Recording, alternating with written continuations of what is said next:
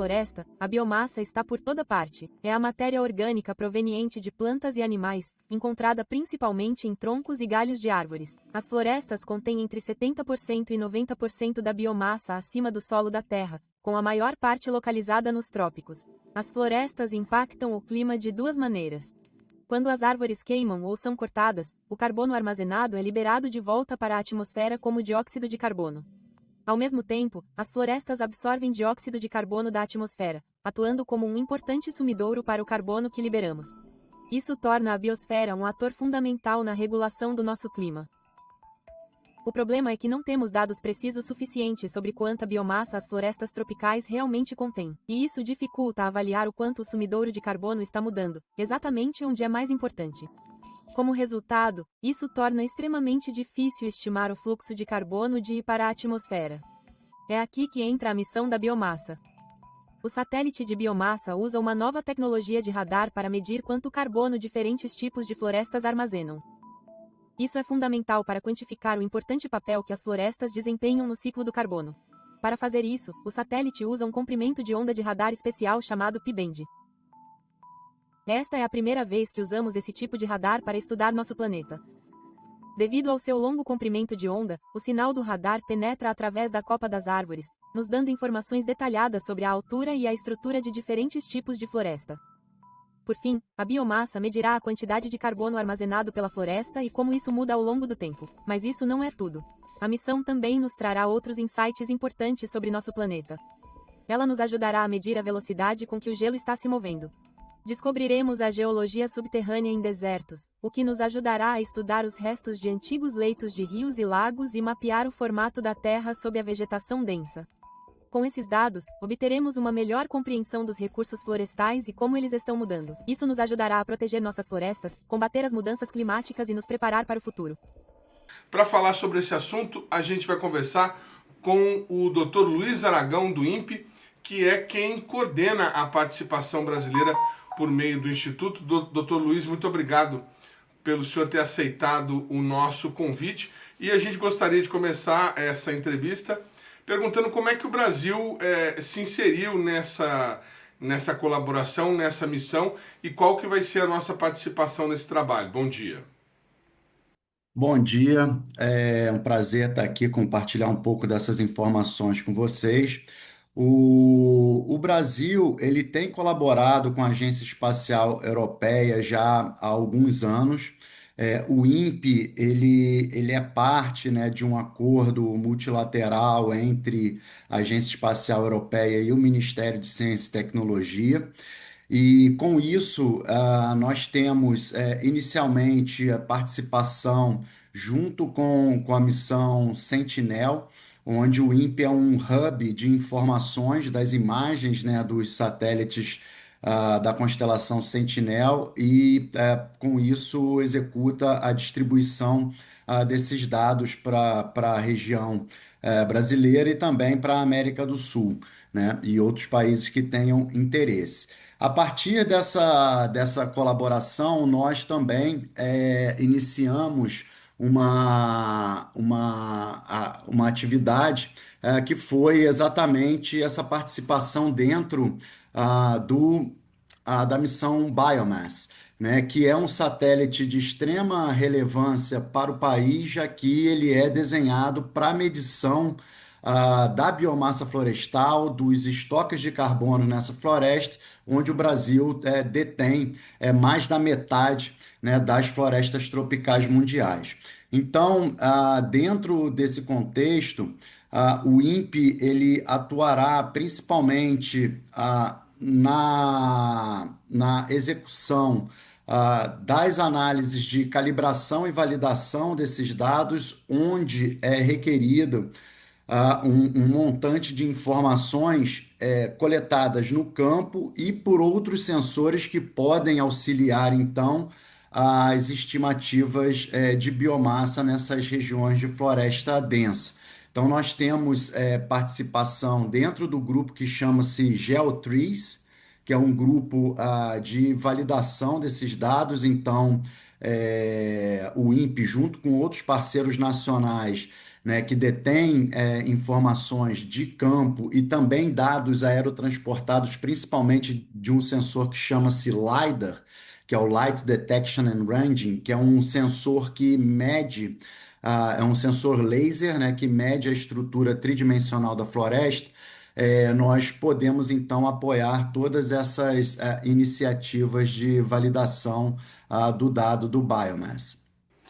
O, o satélite da ESA, o Biomass, como explicou o Dr. Luiz Aragão, foi lançado em 29 de abril, o último, agora em 2025, a partir do Porto Espacial Europeu, na Guiana Francesa, usando um foguete Vega C. Attention pour le décompte final.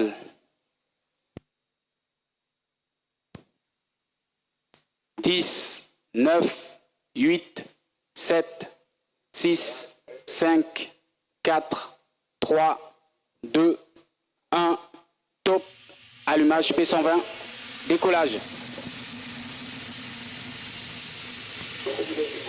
Propulseur nominal, début du basculement.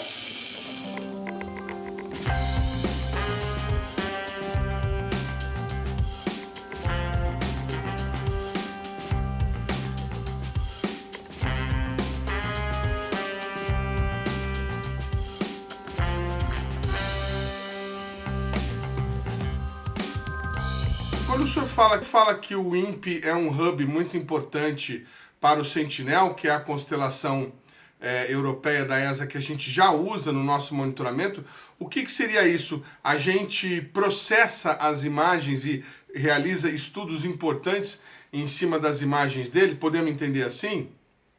Sim, o INPE ele praticamente tem acesso a essas imagens em tempo real.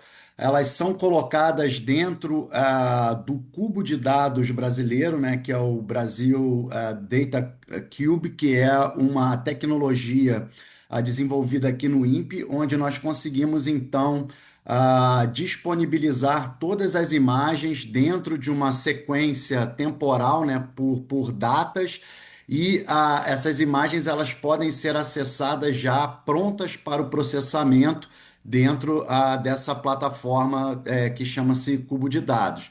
E esse cubo de dados auxilia os programas de monitoramento dos biomas brasileiros a fazer as avaliações, né, de desmatamento, degradação florestal, para gerar os alertas de desmatamento que são utilizados, então, pelo Estado brasileiro, pelo governo federal, para tomar as medidas cabíveis para, por exemplo, a redução do desmatamento. Muito bem. E qual é a diferença desse novo satélite, dessa banda P, para os satélites que a gente já está acostumado com banda C, com banda K, banda Q? Qual seria a diferença espectral e o que ela proporciona? Esse é um grande avanço, né? Primeiro que é um instrumento assim de altíssima complexidade, é um satélite, né, que necessita de uma antena gigantesca. A antena tem cerca de 12 metros, né? Então é a maior antena, né, em órbita para a coleta de dados. Esses dados são um avanço, por quê? Para a biomassa florestal, essas bandas que foram citadas, por exemplo, como a banda C, a banda K, né, tem um comprimento de onda muito pequeno, então ela não tem uma penetrabilidade grande no dossel florestal dessas florestas densas, que são as florestas tropicais.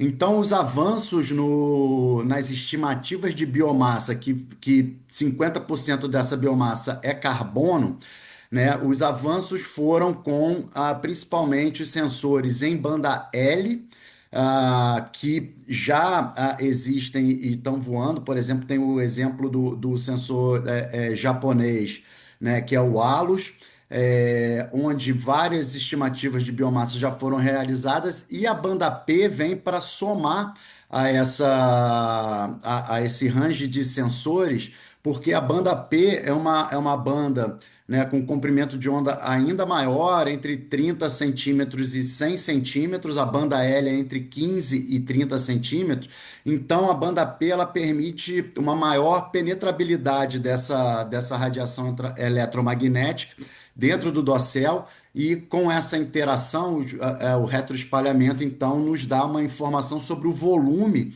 de biomassa que está presente nessas florestas. Então, a expectativa é que a exatidão das estimativas de biomassa, principalmente nas florestas tropicais, melhore, né, com o uso da banda P.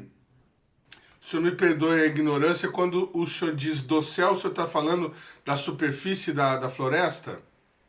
Isso, o dossel florestal é todo o volume que você tem de vegetação acima do solo, né? Então, a gente chama isso de dossel, mas todo o volume de vegetação que você tem acima do solo, portanto, uma banda mais longa, né, permite então com que a radiação penetre e interaja com todos esses elementos que estão dentro da floresta, te dando então uma melhor a estimativa do volume de biomassa presente na região. E aí, a partir desse satélite, desse sinal e dos resultados, vocês vão ter condições de desenvolver aplicações que deem volume o quê? Em toneladas, por exemplo, nós temos na floresta amazônica tantas mil toneladas de biomassa. Seria algo assim, doutor? Exatamente, a gente consegue fazer a estimativa da biomassa por área, né, toneladas por hectare, por exemplo. Conseguimos, ao mesmo tempo, já que a biomassa, 50% dessa biomassa é carbono, a gente consegue estimar os estoques de carbono nessas florestas. E tem ainda um outro ponto que é de extrema importância para o país, que é a possibilidade de agregar esse dado com os dados do monitoramento, por exemplo, do desmatamento e da degradação florestal, que vai nos indicar a perda de carbono, né, por unidade de área por tempo, quando ocorre um evento de desmatamento. E, ao mesmo tempo, a gente consegue, em áreas de restauração florestal, quantificar o quanto de carbono você está ganhando ao longo do tempo. Então, é um avanço que vai tecnologicamente permitir que o Brasil consiga, baseado em dados satelitais, ter uma estimativa completa, não só da área de floresta perdida, mas também a da sua biomassa e do seu carbono estocado perdido ou ganho quando se trata de restauração florestal. Muita gente ainda questiona dados relativos ao aquecimento global e é cética em relação às medidas de combate ao desmatamento. E agora a gente está no momento em que se fala muito sobre soberania. A criação pela ESA de um satélite que mede biomassa, e sendo o Brasil o país com maior volume de massa, de biomassa florestal do mundo, tem alguma implicação geopolítica na opinião do senhor? Há alguma ameaça à nossa soberania dos europeus estarem nos vendo de uma maneira tão clara assim?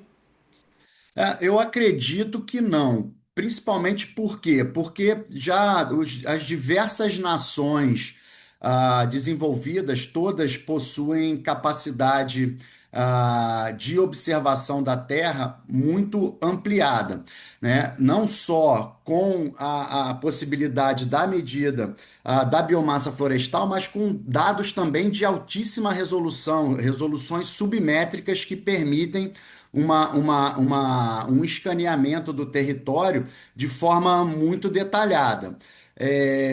Eu acredito que esses acordos bilaterais eles são importantes. Então, de forma geopolítica, eu acho que o Brasil ele necessita de aliados nessa área da tecnologia, para que possa aproveitar parte dessa tecnologia em prol do seu desenvolvimento.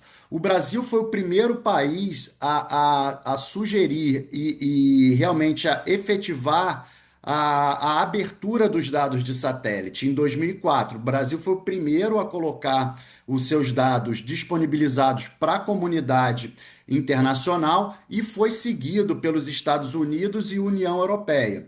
Então, assim, o Brasil, como pioneiro, ele tem digamos, vantagem, né, de poder colaborar com diversas nações também no uso de dados de outros países. O que eu penso que pode reforçar toda essa questão de soberania nacional é a necessidade de investimentos numa infraestrutura espacial robusta no país. Então, nós teremos uma redução de riscos de falta de acesso a dados caso ocorra qualquer disrupção do que nós temos atualmente. Mas, para isso, acho que o país tem que realmente pensar em fortalecer a sua infraestrutura espacial, tendo o INPE, né, como uma instituição de excelência nesse setor, não só na parte de construção desses instrumentos, mas na parte de aplicações, onde estamos na ponta do conhecimento concorrendo com outros países desenvolvidos, né, tanto na Europa quanto na América do Norte, Estados Unidos, etc. Então, a gente tem a capacidade de termos o nosso próprio portfólio aeroespacial que garanta essa soberania. Claro, apenas para deixar claro para o nosso telespectador, a minha última pergunta foi uma provocação, fazendo o papel de advogado do diabo, uma vez que é nítido, notório que o aquecimento global é um problema global e estão aí os europeus tentando contribuir com essa questão ao construir esse satélite. Doutor, o satélite foi lançado no dia 29 de abril, como nós dissemos, e pelo que eu entendi das explicações iniciais do senhor, o INPE e os nossos pesquisadores aqui no Brasil estão colaborando, de certa forma, com essa fase de calibração, né? Recebendo e usando os dados que a gente tem aqui. Quando é que a gente vai ter produção de ciência com esse satélite, começar a receber imagens para valer? A expectativa é que mais aqui, daqui a uns 2, 3 meses, na sequência aqui, o satélite ele passe pela fase de comissionamento, né, onde são feitos os testes básicos da qualidade das imagens, e nós, então, consigamos ter acesso a essas imagens de forma frequente e que a ciência comece, então, a ser realizada e todos os testes e desenvolvimentos metodológicos e tecnológicos iniciem-se e que possamos, então, colocar, né, mais esse dado no nosso portfólio de dados que servem para as estimativas tanto das emissões, das remoções de carbono e permitam um melhor monitoramento ambiental. Nessa fase, nós estamos colaborando também o deslocamento de estudantes de pós-graduação, por exemplo, para trabalhar dentro desse projeto, em Frascati, na Itália, por exemplo, né, onde esse comissionamento está sendo realizado. Então, além do corpo de servidores, né, ter acesso a essas informações em breve para que essa ciência seja realizada, também estamos pensando na formação de jovens cientistas para que esse dado seja aproveitado da melhor forma possível e que exista uma continuidade no uso dessas tecnologias aqui no Brasil. Quantos estudantes vocês conseguiram mandar lá para a Itália? Não, atualmente nós temos 2 estudantes, né, que um já está lá, um que vai participar agora dessa fase mais de comissionamento do satélite, mas posteriormente já existem discussões para que esse programa se intensifique e que tenham mais estudantes brasileiros participando dessa missão, mas como também recebermos aqui estudantes europeus para que participem de forma colaborativa nas pesquisas a serem desenvolvidas. E as imagens tratadas pelo INPE estarão disponibilizadas também ao público no portfólio do INPE dentro do Brasil Datacube. A ideia é que esses dados do biomassa se tornem parte desse portfólio de dados aí dentro do hub, né, que nós temos com a ESA, é um hub do Sentinel, mas que posteriormente pode ser ampliado para que outros dados satelitais da ESA sejam também disponibilizados, né? Então, tudo isso é uma conversa em andamento e com perspectivas muito boas, né, de reforço dessa colaboração em diversas frentes e que esse dado realmente atinja a maior parte aí da sociedade, né, das empresas das instituições que utilizam esses dados para diversas aplicações.